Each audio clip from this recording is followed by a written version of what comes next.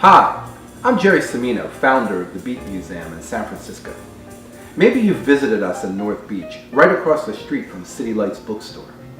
And I'm sure you're watching this video because you have an appreciation, perhaps a love, for the Beat generation.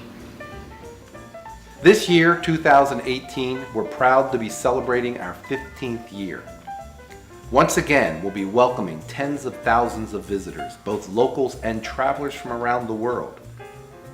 People visit us because the Beat generation represents San Francisco's best traditions of creativity, inclusiveness, and the courage to be your authentic self. But over the last few years, San Francisco has seen a tremendous amount of change. A new skyline, skyrocketing rents, startups flush with venture capital popping up everywhere, and it seems like every week another treasured local establishment closes its doors. It all raises the question, who gets to remain in San Francisco? If you're making great money, then yes, you'll be able to stay. But many things that make San Francisco such a wonderful place to live and visit aren't things that make a lot of money.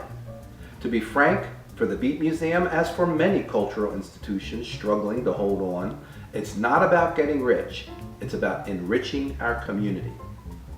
You can help us do that by becoming a patron of the Beat Museum.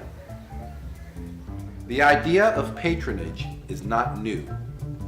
Many of the great institutions in history and some of the greatest artists in the world had patrons.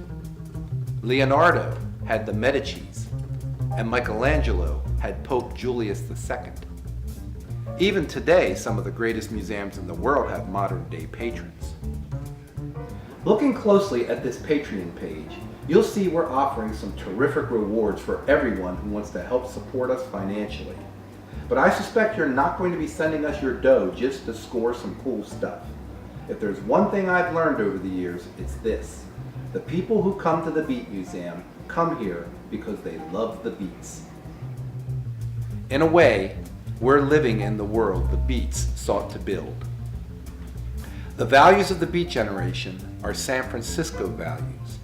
Racial equality, gender equality, LGBT rights.